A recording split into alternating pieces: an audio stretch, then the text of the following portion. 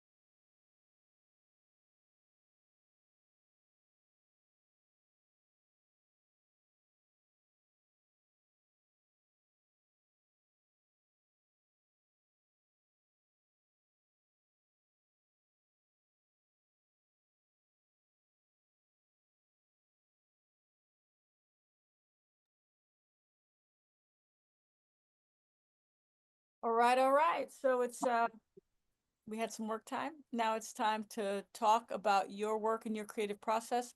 Should anybody have a question, feel Yes, and just as a friendly reminder, please use the raise your hand function and we'll call on your name to ask you to ask your question.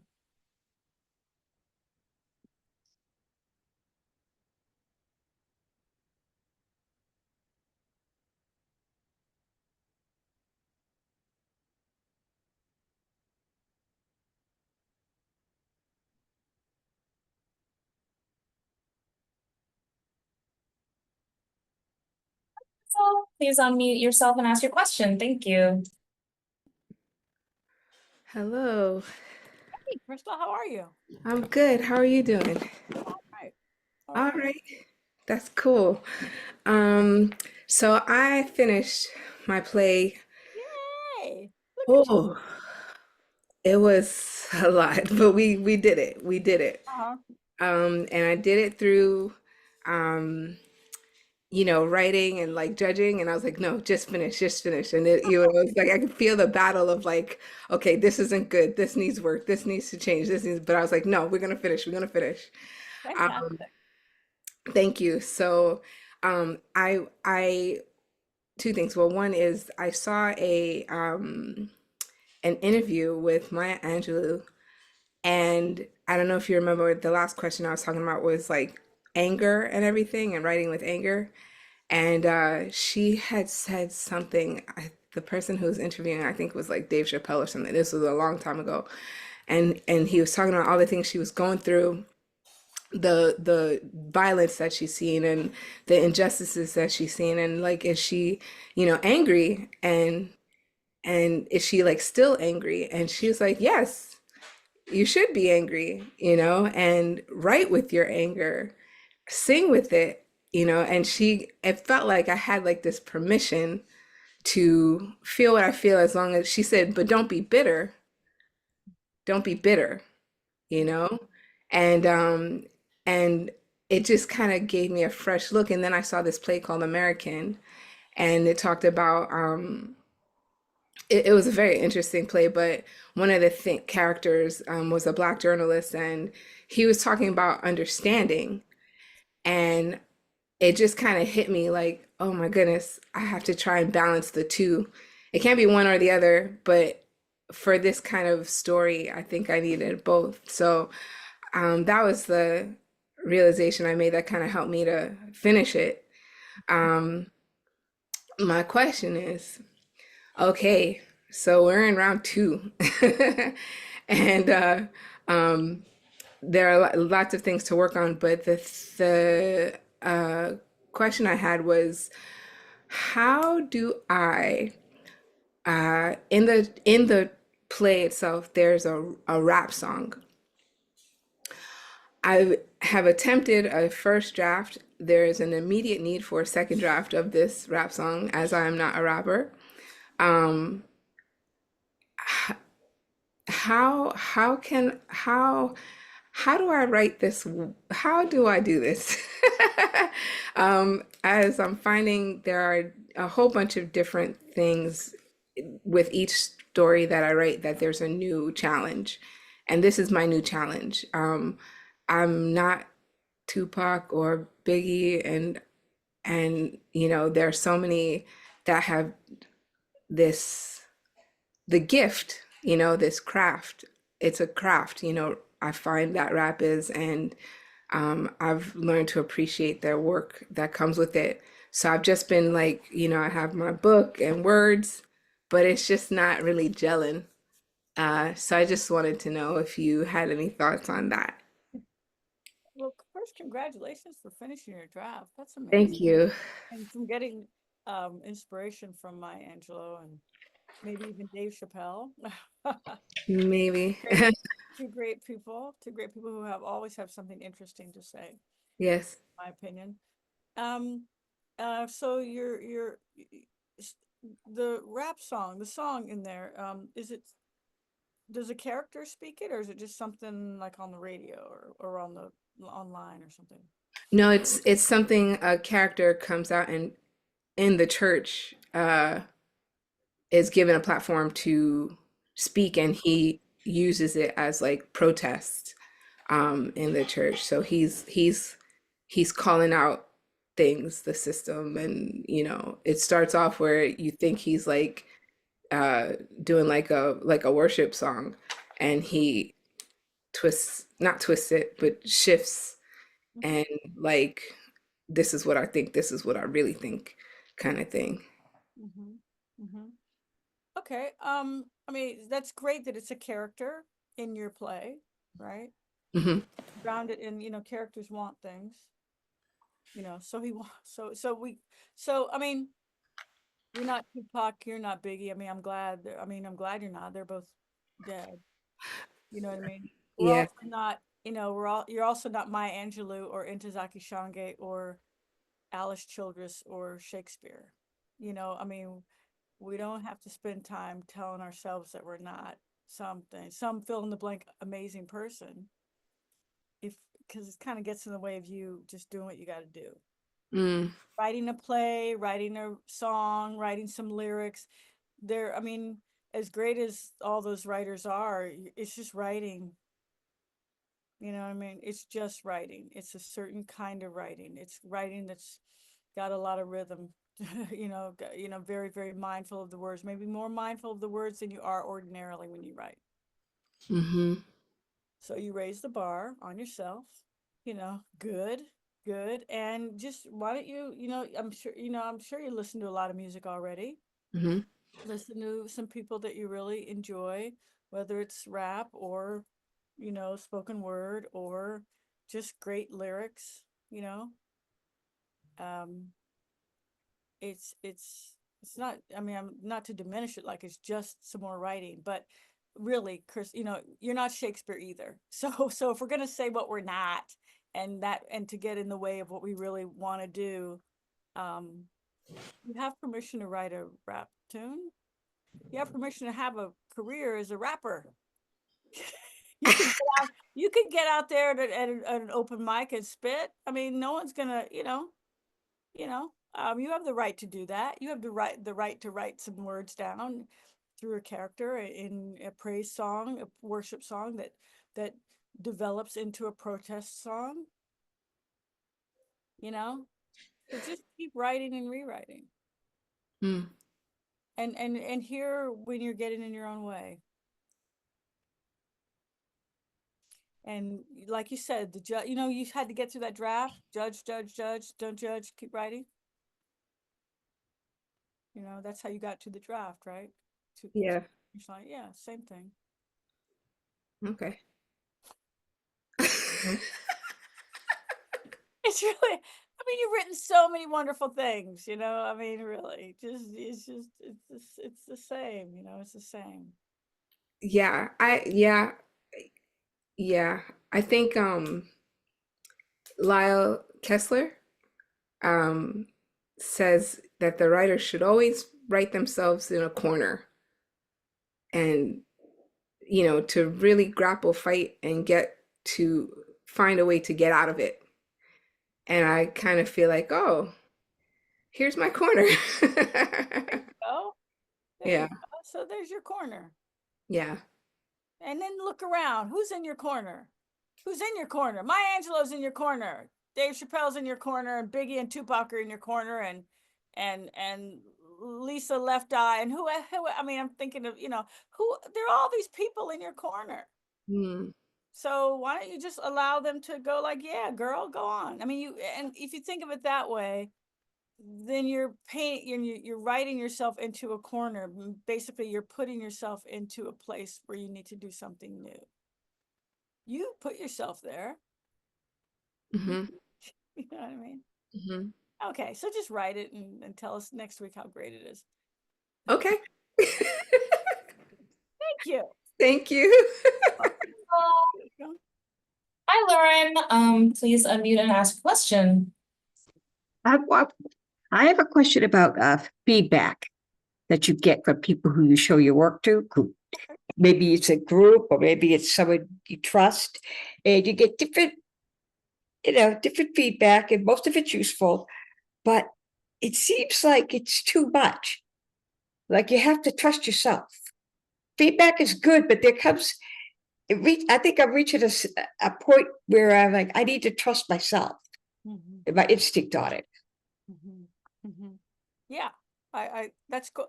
I mean, you don't, it sounds like you wait to give feedback, you know, you're not gonna like, you have a first draft, the ink is still wet and you're handing it to somebody. What do you think? You know, that's usually not a great time to solicit feedback, right? And you solicit feedback when you've worked on it for a little bit, maybe a draft or two, you know. And then you're selective about who you ask for feedback. Oh, yeah. Yeah. You got to be selective. If you can be, you know, sometimes if you're in a class or whatever, then maybe you can't be so choosy. But if you can, be very mindful about what their agenda is. You know, yeah, and just be very selective. You know, nah, it's not like dating. Dating's a little more random, but you have to be very mindful about who you're gonna give your work to, because yeah, sometimes praise is not the right thing either. You know, people just say, oh, it's great, oh, it's fantastic, oh my God, I've never read anything like it before. you know so Yeah. yeah, you Right. got to be very mindful. And if you're seeking validation, you know, before when you should be self-validating, that's always important, you know. Right. Right. Mhm. Okay. Yeah. True. Okay. Thank you. You're welcome. Thank you. You, Lauren. David, please unmute and ask your question. Hey, David. SLP, hello. Hello, everyone in the room. Hey, I learned a couple things about dialogue by seeing the same play twice last week with the alternating cast. Oh, A two-handed play, inside brother, outside brother, one in jail, one out, writing about the guy in jail. It was nice structure. It was really well done. And so these two actors who played entirely different roles were cast as half brothers. And it was a but for the grace of God, there go I kind of story.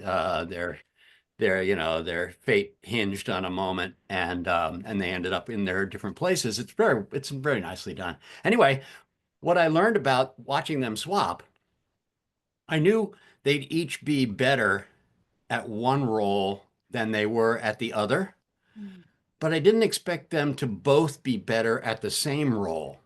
And that's when I went and looked back at the dialogue of the two different brothers and realized how much stronger the character of the brother they both played better was than the one I thought, that's a long way to go to find out which is your stronger character, but it took me that long. And I don't know if it was of tremendous benefit to the playwright, but I bet it was. I bet he went back and looked at that other brother and thought, how can I spice this guy up? He needs to stand up for huh, for his own character to character. uh-huh. That's really cool, man, that you did that. That's a lot of like research and work. Is the writer a friend of yours or Well, he is now. Yeah. You meet somebody to talk back and talk sense with them. It's wonderful how quickly they can become Oh, friendships. that's great. That's really Yeah. cool. Thank you. Thank you, David. Hi, Joe. Please unmute and ask your question. Hi. Thanks for doing this. I'm excited to be here. Oops, my camera just fell off. So I am working on a solo show. I already did one and it was fine. Now I'm working on one that is a collection of stories over the years. I mean, literally from like age 5 to the future. And where I'm really struggling is to put them on some kind of a theme, to have something that ties them all together. So I guess my question is, how important is that? Do I really have to have that theme? I'm so sorry about this stupid camera. It's okay. I'm My not gut tells me, watching. I'm not looking. I'm just listening. Go ahead, sweetie. my gut tells me that I need some sort of a theme, or else this is just a bunch of stories. But I'm struggling to put these together on a theme that doesn't sound super forced. Right. Theme. Um, Well, if your gut says you need a theme, maybe how you're going about it is making it feel awkward, you know? I mean, for example, like you see, do you live in New York City? I live in Los Angeles. Los Angeles. Well, maybe they have this. Maybe they have this in Los Angeles. I mean, sidewalks. They have sidewalks in New York City, and on the sidewalks at different times of the day, you see these children, like 4 years old or whatever, groups of 4-year-olders being led down the street, walking down the street. They're all holding a piece of this string or rope, you know, and there's a couple of teachers walking with them. And I often think, yes, they're holding on to the theme, you know, and they're sort of walking in an orderly fashion, you know, looking like they're having a good time. Nobody's too stressed out, so it appears, and it looks kind of enjoyable and interesting. And maybe that's what theme is, you know what I mean? It's something that facilitates the journey and makes it enjoyable instead of something that you put on top of it to deliver a certain story, you know? So maybe, I mean, now tossing aside that those 4-year-olders outside, maybe you just need to ask your stories or your individual plays, you know, what's the story here that I'm telling?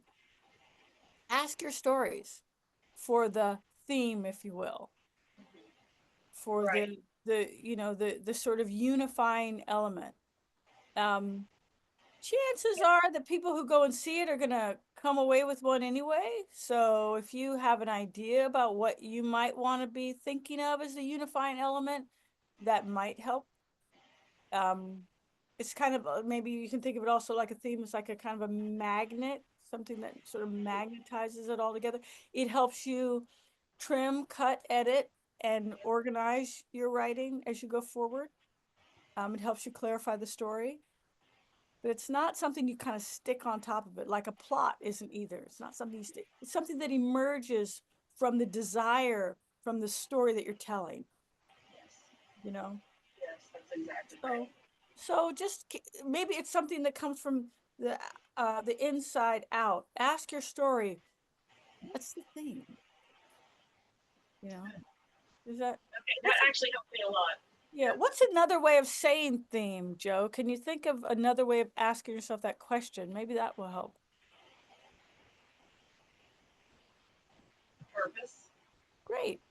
What's the purpose of these stories? That's a good one. You know? Okay. Yeah, that actually really does help me because now I can just write all the stories and then go back and edit. Like this one's gonna make it, this one's not, instead of trying to tell stories on a theme that I'm not even sure about. Okay, Right. thank you. Right. Thank you. Right. There you go. Okay. Well, great question. Great question. Thank you. Thank you. Catherine, please unmute and ask your question. Oops, sorry, Catherine, if you could unmute one more time. Thank you. Oh, sorry, it didn't. There we go. Hi. I'm trying to figure out how to ask this. I'm in the really early stages of working on a solo work. I believe it'll emerge as solo.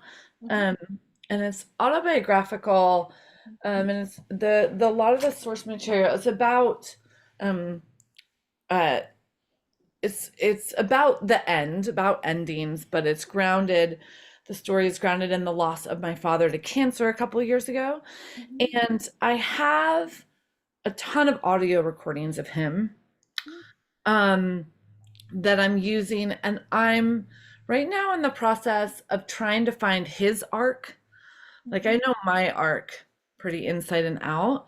And so I'm kind of going back in, I'm transcribing all of the audio recordings with him and going back into that content. And I'm just looking for any like clues and tips of like what to flag or look for when I'm sort of investigating his words, I guess. Hopefully. See what he keeps coming back to. You know, it maybe there's some kinds of stories that he keeps telling. I mean, kinds of stories. You know, like I mean, I don't know anything about him. If he keeps talking about the favorite books he's read, you know, or that time that he, you know, walked across the country and the people that he met, you know, or the time that he, you know, was a race car driver and, almost won that race and almost won this other race and then finally won. See what he keeps, the kinds of stories that he keeps coming back to. Or the one time he fell in love and how lucky he was all his life. I don't know anything Yeah. about him, but you see what I mean? Yeah, I do. Yeah. It's like asking him. It's like we talked to Joe, asking the story, or asking your dad, even though he's passed. Mhm. What's the main through line?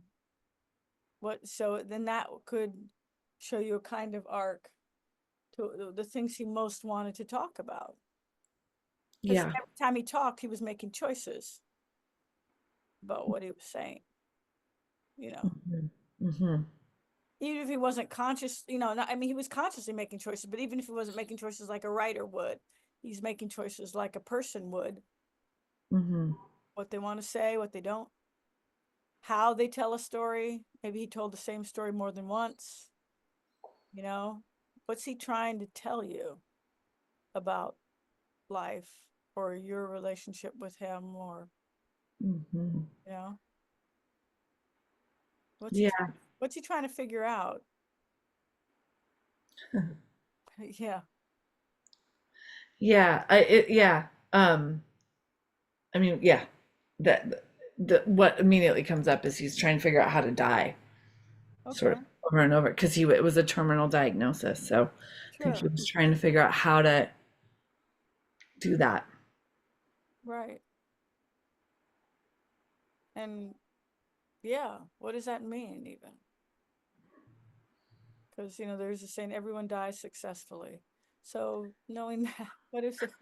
What is he? I What? love that so Yeah. much. Yeah. So what is he? What is he?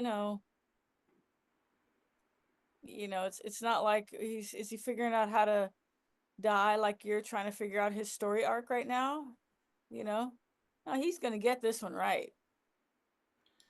What is he trying to figure out? Mhm. You Mhm. know, it's it's that, and I think there's something else there. Mhm. Thank you very much. Yeah, you're welcome. Great question, by the way. And You. Thank you, Catherine. It's also great to see you again, Catherine. I realize we haven't seen each other since like the Oregon days. It's Amrita. Hi.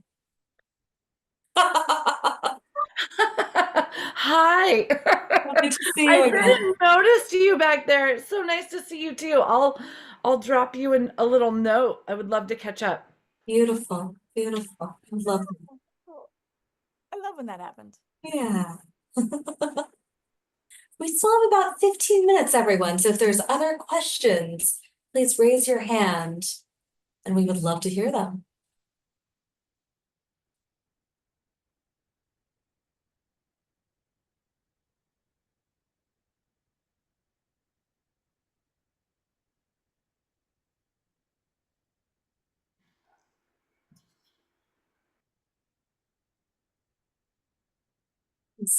Eliza, feel free to unmute yourself and ask your question. Hello. Hey, Eliza. Hi. I'm currently writing, I just started writing this play where I want it to be like an audience watching a play, but we only hear like the audience's thoughts the whole time. Um, and I'm struggling. I like the concept, like it's definitely working, but at the same time, I'm struggling because it's hard to like have the audience members talk to each other because they're mostly thinking thoughts to themselves because it's happening during the play. And I don't really know how to make the story move along without them interacting with each other in that way. So I don't know if you had any ideas about that. Cool. So do we see do we see the audience? What are we looking at? Is that important, or? I think I'd want it to be like the what's going on in the play in one side, and they wouldn't really talk unless like I was also thinking of having like the actors maybe we hear their thoughts too, like about while they're acting, like what they're doing wrong or like what they're worried about. Um, and then we have the audience on the other side. And I didn't know if I wanted to make the worlds interact in some way. I don't know yet, but yeah. I mean, like audience on this side, like almost like a split screen. What do you- Yeah, yeah. like this. So it's like this. Audience, actors, they're doing a play and we hear their thoughts, and they're watching and we hear their thoughts. Hmm. I would say make it connect as much as possible. Yeah. What play are they doing? I'm not sure yet because it's based on a play that I actually watched, but I don't think I want to make it that because I don't want to plagiarize. But I have to figure out what I actually want it to be. Well, there's plenty of public domain-y kind of, there's plenty of plays written a long Yeah. time ago that you could embrace for the purpose of, so it's a play that maybe we would know if you want. Yeah. There's something to that. You could build on a play that we already know, because then you wouldn't have to Mhm. write that part of it. You're writing the sort of responses to it in a way. Yeah. But connect it as much as possible. You have to build these bridges, Mhm. I think they should have something to do with each other. That's just me. Maybe I'm, old school. That holds my attention.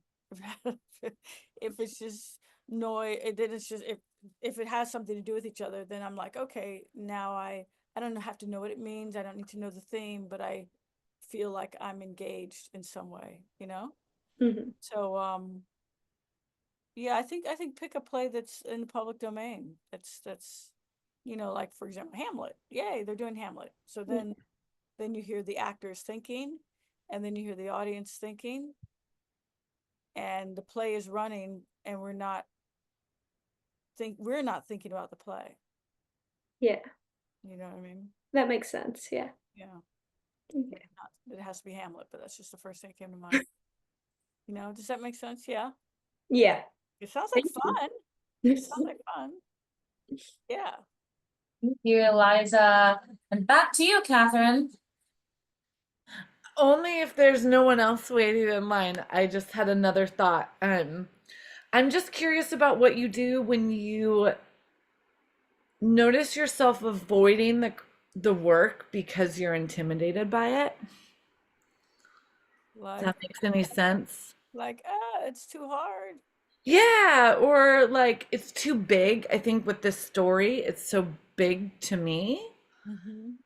And then I have so much raw content, like 50 plus hours of audio, visual materials, writings, and so I notice myself, I'll schedule writing time, and then I will email or work on a grant, or like I'll do everything around it. So I was just curious what you if and when you run into that, what you do. Yeah, well, I mean, what's your writing time? What is your writing when you schedule your writing time? For how long do you schedule?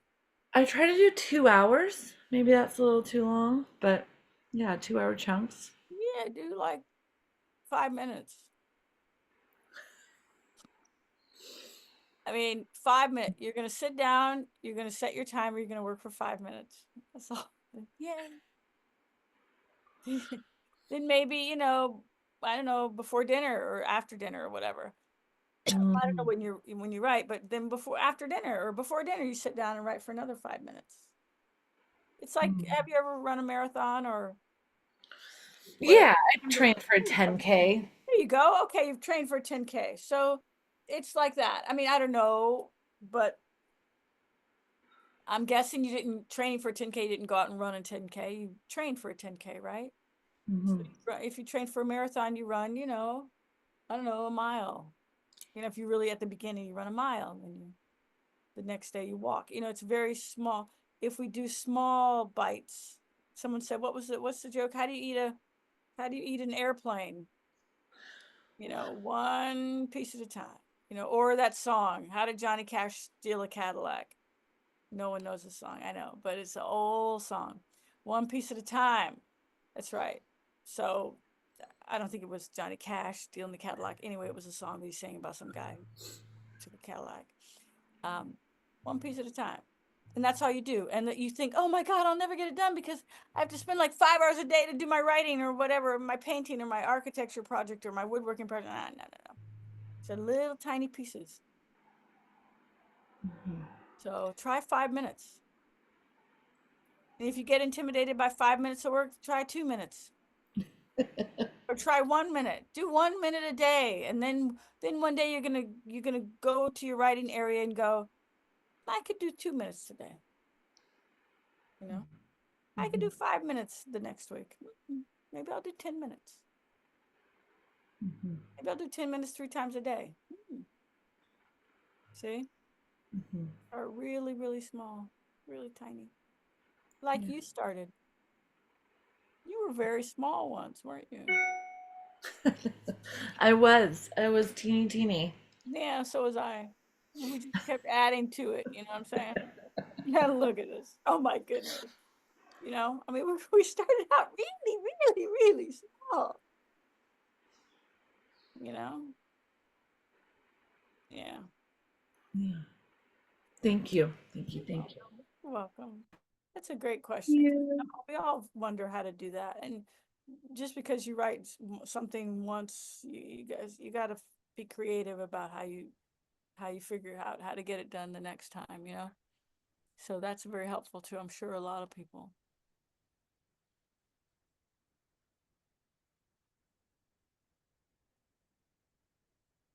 Hi, Marianne. Please unmute and ask a question. Hey, Marianne. Hi, nice to meet you. I'm Marianne. Hey, Marianne. I have a question. I have a play that's gone through quite a few drafts at this point. Okay. And I settled on a draft that I'm very happy with in December. And I find that whenever I return to my work, I always find things to tinker with and things that can make it just a little bit better. And I always struggle like letting the story be finished and letting that and finding peace with the contentness of it. So I just wanted to ask, like, how do you find peace in like resolving a chapter for a time? Or I guess the question is the work ever done? And how do you know when to close it for the moment? Oh, that's a great question. Well, congratulations, first of all, for writing all these drafts and landing on a draft, finishing a draft that you feel really good about. And, you know, I think until it's published, you can fiddle with it. There's no, that doesn't mean you're not content. That means you're a writer who sees something that she wants to change. You know, so again, if we label it differently, maybe we can be more accepting of our process. So it's not that you're not content, it's that you're a writer who sees something that she'd like to change. It's okay. There's nothing wrong with that. Even if something is published. I just did a play in Chicago. It was been published for like 10 years or 15 years. I went in there and changed some shit. They loved this theater, was thrilled. I had some time. I did it. I didn't go, oh, gee, you know, I'm not happy with it. I never, ever changed some stuff except this time I did. And so I did. You know, so Okay, awesome. embrace your process. It's great that you're still engaged in it. It doesn't sound like you're like neurotic about it or all like tangled up about it. You just see something that you want to change. That's okay. That's okay. You know, you're improving your work. It's all right. Yeah. Great, thank you. Thank you. Great question. Congratulations again. It's really wonderful. Congratulations. Thank you.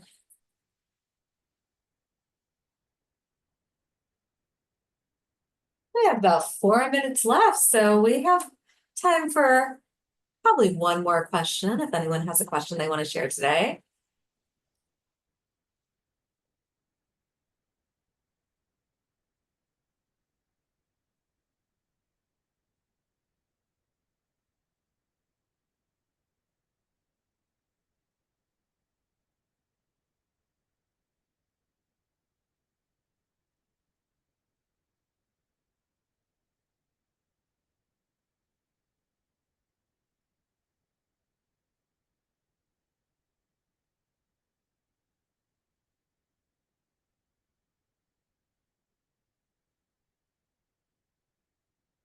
Ooh, you saved us. Please unmute and ask your question. Hi, I have a quick one. Great to see you. Hi, Hey, SLT. Hi, Lulu, everyone. how are you? I'm doing well, thanks. Thank you. I'm plugging along. All these questions really resonating, like you said, like how to stay in it and how to keep going. So I'm in it. But this is my question. I'm wondering about chronology of process because I imagined and sort of have been step by step writing my memoir like in chronological order. I have a very strong outline, and suddenly I felt inspired to play with the end, which I again it's strongly outlined. So I know what the end is, but I've sort of like skipped through some parts, and I was just curious. I'm finding it energizing, and so maybe that's just the answer, but I was just wondering about like the pros and cons of addressing a project in order, you know, from page 1 to 2 to 3, and then the other thing of kind of jumping through it and what it might do. It might make you happy. Sounds like you're happy. It sounds like you're having a good time. It might make you enjoy yourself. I don't know. Is that allowed? Yes, yes, yes. Especially you, Lou. I mean, you have this awesome book. You have this awesome contract for this book. I mean, you've done all this work over the past several years. You're absolutely incredible. And you have a strong outline and you're working so brilliantly. And we're so proud of you. And I might enjoy like writing the end. Go for it. You're totally allowed. Thanks. Yeah, you know, you're Thanks. totally allowed. I mean, yeah, those, I'm looking at the various rule books here, and I don't see any rule book. I have so many of them on my desk. I don't see any of them that say you're not allowed to jump to the end if you want to, or enjoy yourself. Usually, joy is a sign of like, Mm, you know, if it's true joy that comes from when we're doing our work is like, you're on the right path. Good job. You know, and then you'll have what you've written, and then you'll have the end, and they'll go like that. It's going to be amazing. yeah, I just had a picture of like crabgrass. I grew up in Florida. I don't know if you know crabgrass. It sort of like takes over your yard and Right. it's all windy. So Yeah. yeah, So yeah. cool. I Cool. needed that permission slip. Thank you, SLP. I really appreciate you. Anytime. Thank you. Anytime. We appreciate you. I appreciate all of you. Everyone, all of us who are like doing our work regardless of, you know, in these kinds of communities and spaces allow us to keep the good things happening. That's what we need, and share them with others and encourage other people, whether they're in this group or folks we know. Okay, it's really, really important. We'll continue. Are we back next week? New work development. Are we back next week? We are back next on Monday, May 5th. So we've got 2 weeks where we do not have Watch Me Work, and then we join the first week of May. Okay, well, enjoy the rest of your April. TSL, it says it's the cruelest month, but enjoy it anyway. And we'll see you then. Thank you, everybody. Thank you all. Bye.